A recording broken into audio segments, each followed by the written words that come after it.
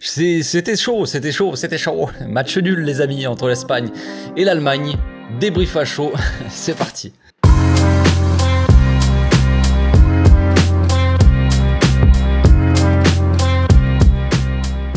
Au passage, n'hésitez pas à vous abonner, liker et commenter. C'est le meilleur moyen de me soutenir et ça fera plaisir à tonton.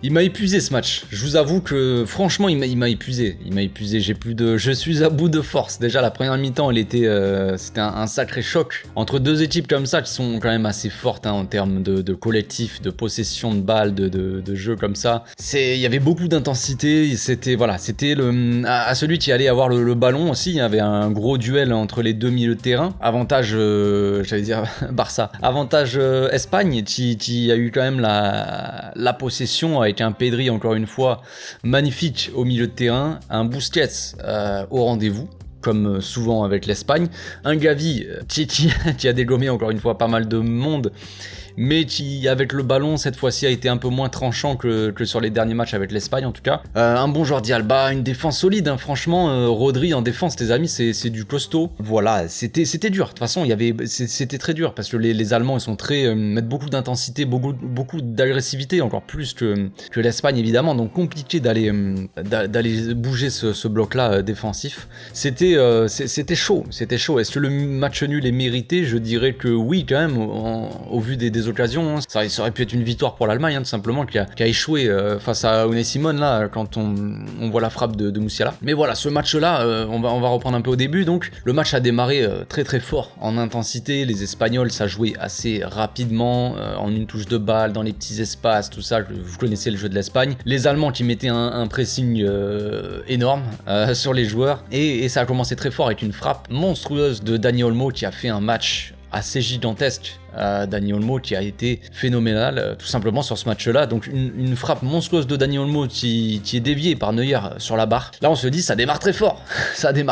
Et quel but ça aurait été évidemment s'il avait été dedans. Et après ça a continué. Gros combat au milieu, beaucoup d'intensité. Voilà, l'Espagne qui essayait de trouver des solutions mais qui n'y arrivait pas. Autour de la 20e minute, une grosse frappe de Jordi Alba du droit. Qu'est-ce qui s'est passé? Qu'est-ce que c'est ça? On s'est dit Jordi Alba, sérieusement, une balle qui a fusé, qui est passée juste à côté du premier poteau là, on était quand même pas loin. On s'est dit ça pousse, est-ce que l'Espagne va passer devant dans cette première mi-temps? Il n'en fut rien. Voilà, on est rentré au vestiaire donc avec un match nul, avec donc une équipe d'Espagne qui est peut-être un peu plus dominante, en tout cas en termes de possession, qui avait largement la balle, en termes d'occasion aussi, qui avait un peu plus de frappé au but, hein. 4 tirs pour l'Espagne en première mi-temps contre 3 pour l'Allemagne, un tir cadré chacun. Voilà, c'était assez serré, hein, mine de rien. On voyait, de toute façon, c'était un match vraiment très intense, beaucoup de duels, tout ça, c'était très dur comme match des deux côtés, mais on s'est dit ça manque de buts, ça manque un peu de folie là-dedans. Deuxième mi-temps qui démarre assez fort et qui démarre peut-être à l'avantage des Allemands qui ont tenté beaucoup plus en deuxième mi-temps. Ils ont tenté, hein, sur la deuxième mi-temps, ils ont tenté quand même beaucoup plus que l'Espagne. Ils ont tenté 8 frappes à 3 pour l'Espagne seulement, 3 tirs cadrés pour l'Allemagne et 2 pour l'Espagne. Donc évidemment c'était avantage un peu Allemagne, hein, qui aurait pu gagner ce match tout simplement. C'était sans compter un Unai Simon qui a sorti quand même les parades qu'il fallait. Il a sorti un gros arrêt sur un tir de Kimmich en début de première mi-temps autour de la 55e, et puis est venu le but de l'Espagne autour de la 63e. Busquets qui oriente le jeu sur Dani Olmo qui trouve un décalage. Jordi Alba qui prend le couloir, donc Dani Olmo qui lui met dans la course. Jordi Alba, encore une fois, de passe décisive pour Jordi Alba qui sort encore une fois un très bon match, hein, avec l'Espagne, qui sort un centre parfait pour Morata qui venait de rentrer, et Morata qui la dévie, c'est parfait. On s'est dit 1-0, c'est parti, ça va forcément emballer le match, qu'on soit pour l'Espagne, qu'on soit pour l'Allemagne, ce que tu veux. Forcément qu'un but comme ça va emballer le match, parce que les Allemands ils vont pas vouloir se laisser faire, ils vont vouloir y aller, tu vois. Juste après le but de l'Espagne, une action encore une fois je sais plus qui centre, est-ce que c'est Dani Olmo, je sais plus, un centre qui vient de la gauche encore une fois et qui traverse un peu la surface. Gavi la laisse passer pour Asensio qui est seul, complètement seul à l'entrée de la surface comme ça, qui est au milieu, qui a vraiment qui est dans un fauteuil en fait tout simplement pour placer sa frappe et malheureusement qui tire au-dessus. L'Espagne peut s'en vouloir évidemment parce qu'après ça il y a eu vraiment quasiment plus aucune occasion pour l'Espagne en fait. Après ça l'Allemagne a vraiment poussé même si l'Espagne avait toujours la possession en faveur. Les Allemands ils ont poussé de plus en plus fort et évidemment qu'au bout d'un moment ils ont fini par marquer un but de je ne sais pas numéro 9 là il y a un nom frère Fulkrug ou je sais pas comment il s'appelle voilà je ne connais absolument pas ce joueur mais visiblement ça ne change rien. Musiala qui avait alerté un peu Unai Simon juste avant autour de la 73e un truc comme ça 75e Musiala qui rentre dans la surface qui se retrouve tout seul sur une passe de Leroy Sané qui a fait beaucoup de mal à l'Espagne évidemment. Leroy Sané c'est monstrueux on le sait. Connexion Leroy Sané Musiala aussi on la connaît avec le Bayern. Donc Leroy Sané qui fait une différence et qui trouve Musiala dans l'intervalle et en profondeur. Musiala se retrouve quasiment seul on va dire face à Unai Simon qui tire et Unai Simon sort bien le ballon.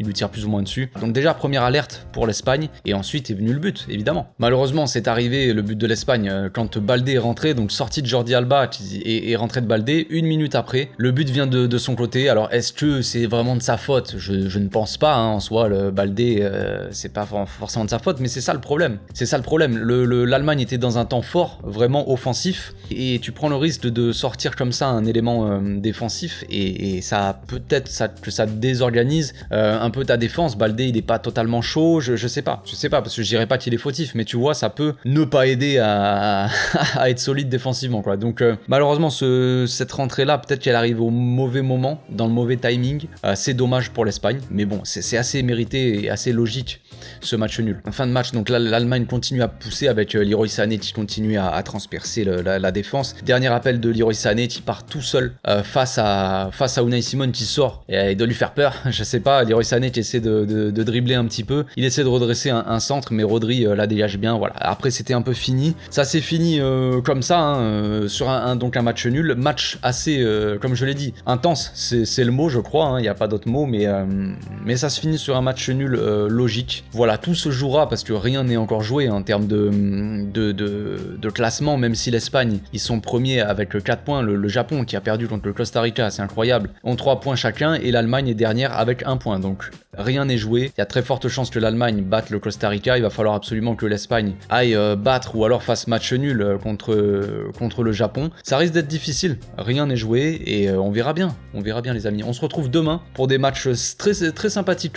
Il y a le match du Brésil et match du Portugal que je vais débriefer. Donc on se retrouve demain, d'ici là portez-vous bien, passez une très bonne soirée. Ciao.